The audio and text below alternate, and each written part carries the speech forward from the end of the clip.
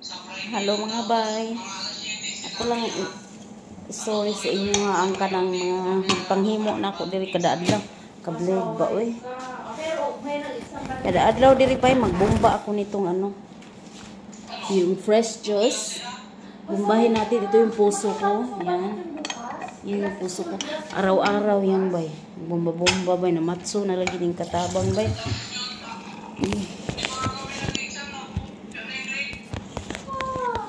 Wala pang exam, may grade na? Nagko-compute na daw ng grade. Hala. Excited na yung teacher na magbakasyon. Eh, meron ka nga hindi, meron nga ano eh. Yung sa grade mo, third grading, meron hindi na ano. Pakita mo sa akin. Exempted na kasi pogi daw si King. Exempted ka na ba? Exempted si kasi Ano guwapo si ginagawa King. nyo? Ano merienda mo? Patingin niya. Fresh juice talaga dito, bay. Ito ang breakfast ng aking alagang bunso.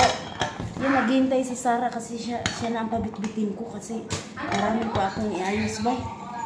Bago magluto. Oh, wala si Manok. Panay kumit sa mga bibintahan ng mga ako ah.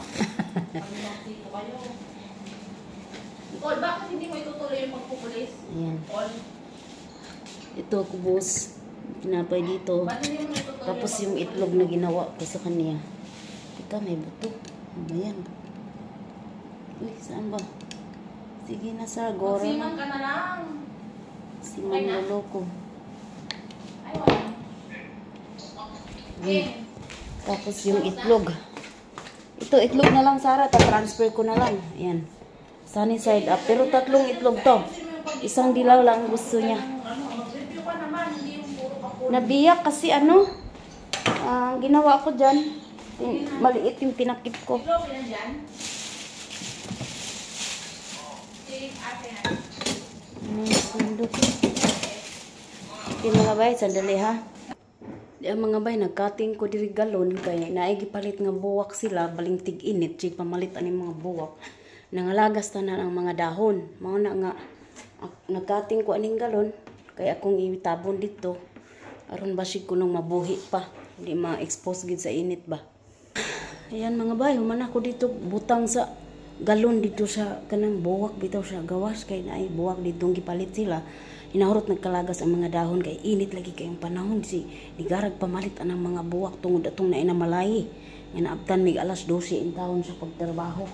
So adtong isang gabi kani si inahan day ni sulod day ni diri sa kusina. Nya karon nakakita siya usa ka buok-ok. Kabaw mo unsay nahitabo? Tanang gamit sa kusina gipadanggal mao ni ang mga gamit sa kusina tanan. Gipanangtang ni gipanghakot. Panghakot ni tanan mga bay. Udi Tao pa Kana gipanghakot na tanan. Anak tanan diri gipangdana mo napay daghan gipambalik na nakong uban. Idaghan kay ning gamit yung kusina. Karon ang nahitabo gipatabunan tanan. Gipatabunan ni tanan og kaning mga plastic. Magitawag diri og supra. Kani tabunan ni kani gitabunan sad ni ang ubin. Muni iyang tabon itangtang na mo kay nag-init man ni.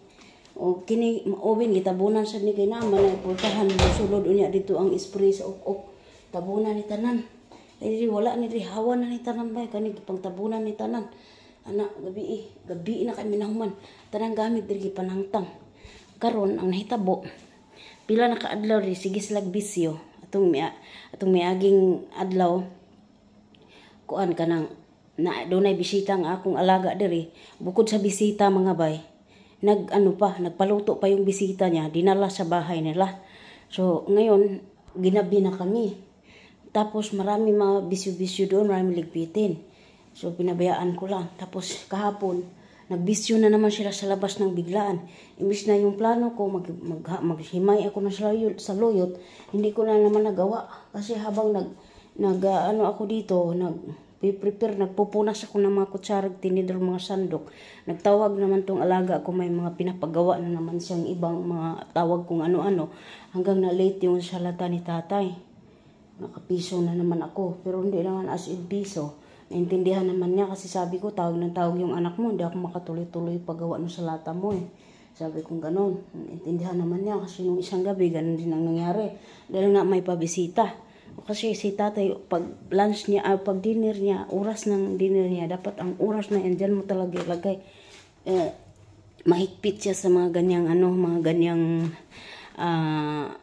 ganyang mga trabaho. Lalo na sa kanya kasi siya lang, bihira lang daw konti lang daw ang gagawin ko para sa kanya. Kaya ipokus ko daw. Paano makapokus? Ang daming tawag doon, tawag dito. Ngayon, kagabi bay, di nagbisyo sila sa labas. Ang daming ligpitin dito. Kaya ang daming ligpitin. Anong oras na? Hindi pa kami nakakain. Alam mo, anong oras na kami kakain kagabi? 11:00 na. Hindi ko nga nakain ang pagkain ko eh. Yan, kasi ang dami ang gagawin.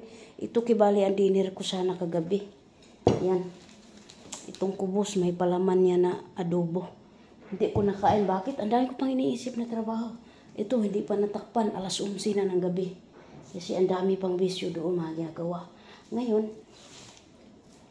i-story ko lang sa inyo mga bay, kaya nanggigil ko ba. Naglagot ko kayo, labi na siya among kauban nga, ibang lahi bitaw.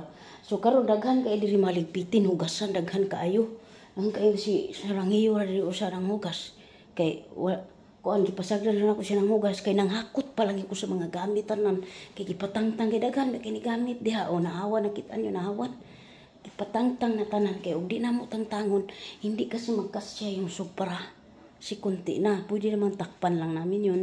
Hindi ko natatanggalin, pero kunti lang kasi yung supra, kaya lahat tinanggal na. Tinanggal ko, dinala ko na doon. Tumulong lang siya sa Saranghiyo, kunti dala doon, pero halos lahat dinala ko doon, tapos nakugas na si Sarah dito. Alam mo yung ibang lahi namin kasama, nakita niya ang daming hugasan mula sa labas bisyo nila. Anong ino-order nila, hindi ako makatuloy-tuloy sa trabaho ko. Alam mo, umalis lang, punta lang dito kumain. Hindi nag-iisip na busy ang mga tao ba, tapos late na ang oras. Mag-alas 11 ng mga time na yun. Alas 11, ganyan, basta alas 11 na ng gabi. Kaya, kagabi, umabot talaga ako ng alas 2 sa gusto kong tapusin yung pagbibigay ko sa inyo ng reward kahit pagod ako. Ginagawa ko ang lahat para maibigay sa inyo ang reward. Kahit papikit-pikit na ako, talagang I try my best na maibigay ko lahat sa inyo ang reward. Kaya ngayon, sa premiere natin, ipapaubaya ko na kay Skyros. Siya na ang magbibigay ng SS sa inyo. Sa kanya na kayo magbibigay ng SS. Iko-comment lang yung ID kung saan kayo magbibigay ng SS. Huwag na kayo mag-send sa akin kasi matagalan talaga ba. At mag-start na kasi ako ng online selling ko. Kailangan ko magsikap ngayon eh. Kasi pauwi na ako. Kailangan ko ng pera. Kailangan ko ng pera talaga. Kailangan kong umanap ng paraan para maka-extra. Dahil yung sahod ko, sapat lang sa mga kailangan namin, sa mga bills namin, mga bata, 3 yung anak ko eh. Tapos may mga bayarin, kuryente, tubig, internet, pagkain nila. Sapat lang talaga. Tapos yung lupa kasi namin, binabayaran ko pa hanggang ngayon. Kasi 5 years to pay kasi yung lupa. 10,000 yun buwan-buwan. Tapos meron pa akong paluwagan na 10,000. So hindi talaga magkasya kung hindi ako magsikap ng ibang paraan. Ngayon, balik tayo doon sa kasama ko. Nanggigil ako ba eh. Ngayon bumaba na siya dito. Kasi itong tasa niya, lagi niyang iniiwan dito. Pag nagkakape siya, lagi niyang iniiwan. Napapagod na ako. Kahit at least, yan man lang hugasan niya. Yung mga pinagkainan ng alaga niya, iniiwan niya dito. Napapagod din ako, boy. Hindi ako, nanahimik lang ako ba. Nanggigil lang ako kasi kagabi nga, hindi man lang tumulong. Yun ang pinanggigilan ko. At ngayon sinabihan ko siya na, sabi niya, gumanyan siya kasi nahawa na lahat. Sabi ko, nahawan lahat. Lumayas ka lang kagabi. Hindi ka man lang tumulong kahit kunti. Hindi na kailangan sabihin ba? Mindset na lang, di ba? Busy yung mga kasama mo. Alam mo kung anong sagot niya. Hindi daw ako nagpapasahod sa kanya. Hindi daw ang amo ko ang nagpapasahod sa kanya. Ang nagpasahod sa kanya, may amo daw siya. Sabi ko, napakasama naman ang mindset mo, Day. Sabi ko ganun, napakasama ng mindset mo. I-search mo sa Google, putang ina mo. Sabi ko talaga, nabisit ako. I-search mo yan kung ano meaning. Nainis ako eh. Kasi ang mindset niya ba? Ang mindset niya, hindi ako nagpasahod. Bakit? Hindi naman araw-araw, sabi ko. Hindi naman ito araw-araw. nakikita mo, busy ang mga kasama mo. Tapos ikaw lalayas na, hindi mo nakikita busy, lahat tatanggalin kasi mag-spray. Hindi mo nakikita. Wala ka bang puso? Sabi ko ganun, wala kang mata. Sabi ko, hindi ka naman ganyan ha. Sabi ko, hindi ka naman ganyan noon. Napakabuti mo. Sabi ko ganun. Ba't nagbago ka? Sabi ko, saan mo nakuha yung hindi amo ko ang nagpapasahod sa'yo? At least, di ba, kasama mo kami. Magkakasama tayo palagi. Dito, pag kumakain, dito ka kumakain lahat. Kung anong kailangan mo, anong problema mo, andyan kami. Sabi ko ganun. Magsasabi ka sa amin, nakikinig kami. Bakit pag nakikita mo busy? Basta ang dami niya. Nasabi ba, doon lang ako nanggigil, kaya namura ko talaga siya. Bullshit, hindi ko alam kung anong murang English eh. Kaya sabi ko na lang, i-search mo na lang, i-google mo. Sabi ko ganun, bahala na kung ano sa English yan. I-google ko nga. Nakakagigil no, yung mga ibang lahi na kasama. Kung sino man ang may kasama dyan, ibang lahi. Kumusta naman kayo dyan? Kasi itong kasama ko, hindi naman to ganito. Meron kasi siyang kausap araw-araw na kababayan niya or kapatid or pinsan ba niya. Yun ang laging nagsusulsul yata sa kanya. Dapat hindi ganun, te. Dapat hindi ganun. Dapat hindi ganun. Kasi magkakasama kayo sa isang bahay. Kayo lang ang magtutulungan. Magkaintindihan kayo bawat isa. Magtulungan ba? Kasi hindi man araw-araw. Kahit hindi araw-araw, at least, di ba? Sa panahon na sobrang busy yung mga kasama mo at late na yung oras. At least kahit pa paano, mag-isip ba? Mag-isip. Tapos, maramdaman mo na kawawa ng mga kasama ko. At least magsabi siya, ano bang pwede kong maitulong? Ganun. Hindi yung lumayas lang diretso, wala sabi-sabi. Kung magsabi man siya, anong pwede kong maitulong? Sinabihan ko na siya, natulungan mo kami. Ito, maghakot lang ng mga ganun para mapabilis. Kasi lahat ito tinakpan, lahat yan, ang daming gamit dito. Basta lahat yun, ibabalik ko pa dito. Magluluto pa ako, galing pa ako naglinis. Basta nanggigil jud ko ba? Uy, nanggigil jud ko. Tagsara ko masuko. Tagsara ko masuko. Kausara sa usa ka tuig. Pero maglagot ko ba? May nantuson mangyod ko. Talagang matiisin. Talagang matiisin ako. May intindi naman ako ng tao. Pero pag sobra-sobra naman na, lalo mga ganyang sitwasyon, sunod-sunod na ang kabisihan ng mga kasamahan mo sa bahay. Tapos ikaw, walang pake. Sino ba hindi manggigil, di ba? Tao lang din ako tao lang din ako may naramdaman. Ay. Ngayon. Asagutan kami dito kanina. Sabi ni Sarah, sana na-record ko kasi nagsasalita siya ng salita niya. Tapos sabi ko, mag-English ka para maintindihan ko. Ano siya sabi mo? Hirapan siguro siya sa English. Salita niya.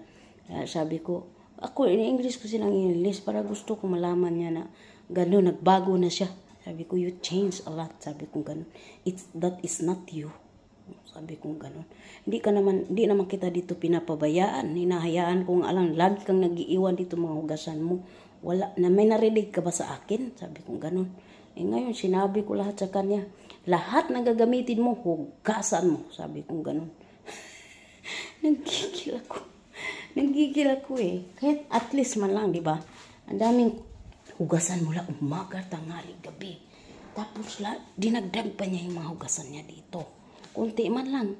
Wala namang problema sa akin talaga ba? Walang problema. Wala siyang narinig sa akin. Walang problema sa akin. Ang akin lang ba, na kahit pa paano, pag nakikita mo, mga kasama mo busy, at least kahit pa paano, mag-ano ka naman, mag-concern ka naman kahit konti, di ba? Kahit magtanong ka lang, anong pwede kong maitulong, sapat na yun eh. Hindi yung lumayas ka lang dyan, tumalikod ka lang bigla. Tapulan pa kayo, dili pa mo tabang og limpyo sa among kwarto, baling ka lang sa astang kasilyas, di manggani maglimpyo. Kung dili na ko ingnon nga, maglimpyo pud ka diri day. Magsulat ka ako diri cleaners. Kada semana, wa man tay katabang distong kwarto, kita raman. Magtinabangay ta diri. Gamay ra kay na tong kwarto. At least, di ba? Ana ako siyang ingnon usahay kay lang siya kay naiyahan ko nga silyas siya ini gawas niya. Ko paglimpyo-limpyo po, pagbutang bumasabon-sabon anang kilid. Ana kay kanang luoy siya lang musunod nimo, maguba ang naong, mapay guba daan. Maura to bay, nahiblad na ko bay, nakapagawas ako sa akong gibati. Kalagot gining mga kauban nga mga kuan bitaw, way kasing-kasing. Di ka ba muna na sa mga kauban? Parehas naman ta diri. Kung kita ni mo mabisi kayo mo kauban, at least tabang siya mo. Di kay sutoy lang mo diretso, walay pake. Di ba? Parehas man tanggik pangkapoy, parehas tayong mga trabaho. Yang rason na siya trabaho. Wako'y labot. Kay parehas ta na yung mga trabaho. At least, di ba? Pag sud ni mo diri kita kag busy kay mga tao, tagsar man ko mga ininyo kuan. Tagsar ko mga ininyo og kuan ka ng pakisuyo. Nga at least matabang mo panalag sa bisig kana. Di lang yung magluto. Baling daghanan putahe. Kapit tinaganan ni akong pakanunon, 14 ka buok. Ang pakanunon diri. Ya mapay daghan kayong lutoon, daghan. Siyempre daghan yung kayong gason nga binamagdali na tagluto. Sige lang tagolbo, tapay pamahaw, lahi sila putahe lang pamahaw, lahi mga sudlanan. O daghan yung kayong mga hugasan. Di ni mo maanam. Ito apay daghang mga lutoon. Magluto pa ka, manghugas pa ka. Hala, lisod ka yung kinabuhi. Pero ako ba, at least ba, makamo, may mga kasama, at least mindset naman ng maganda-ganda. Hindi sasabihin nyo na, hindi ikaw nagpasahod. Hindi magandang sagot yan, nakakagigil lalo. Hindi sa ganun. Hindi ikaw nagpasahod, hindi magandang sagot. Totoo yan, hindi ako nagpasahod. Pero at least, may puso ka sana. May mata ka. Diba? Oh. Bakit? Basta trabaho mo lang. Tingnan mo rin mga kasama mo, paminsan-minsan. Hindi naman palagi, di ba? Hindi naman palagi yun eh. Minsan-minsan. Oh, nagtingnan mo naman kung anong pwede mo maitulong. Lalo na pag busy. Nanggigila ko kasi late na ba? Sobrang late na. Dami lang bisyo kagabi. Hindi na maitsura na stress ako. Tawag doon, puro tawag. Hindi ako makatuloy-tuloy sa ginagawa ko. Yun ang nakakainis. So, yun lang. Okay na ako. Yun lang. Basta nanggigil ako. Shout out na lang sa mga kasamahan dyan na may ganung mindset na porkit hindi ang kasamahan nyo nagpasahod, hindi na kayo magtulong. Basta hindi na kayo magtulong kahit papaano. Hindi magandang mindset yan. Tingnan nyo naman sa sarili nyo. Tingnan nyo mga paligid nyo. Pagkakita nyo marami pang magtulong naman kahit konti. Diba? Masaya na ako dyan eh. Masaya na. Kahit kunting tulong. Okay na ako kasi wala namang problema talaga. Doon lang ako nanggigil sa hindi na papasahod. Bakit? Wa man ako umupasagdi. Kaya timan man mo rin ako diri sa kusina. Wa mo na ako pasagdi. Wa ko'y pakialam. Wa mo'y nadungog na ko. Usahay namiya ra mo diha. Magkuan mo. Magpasagad mo. Wa mo yun nanguna mo tabang. Wa mo narinig na ko. Karon na ako na rin na istorya. Matensyon na po to siya. Pero naara niya. Kung iya itong dibdibon. Ako, may problema. Umukuan siya sa ako. Kaya magtubag-tubag siya di maho. Lamiag yung kayo. Sus, kung pwede lang lagi magmutuok lagi dire. Pwede lang ba? Lamiig ka ito kung sumbago. Makatilaw na lang kaginumo. Yati ka. Pero di pwede. Nahalan nga kalmahon lang kaugalingon.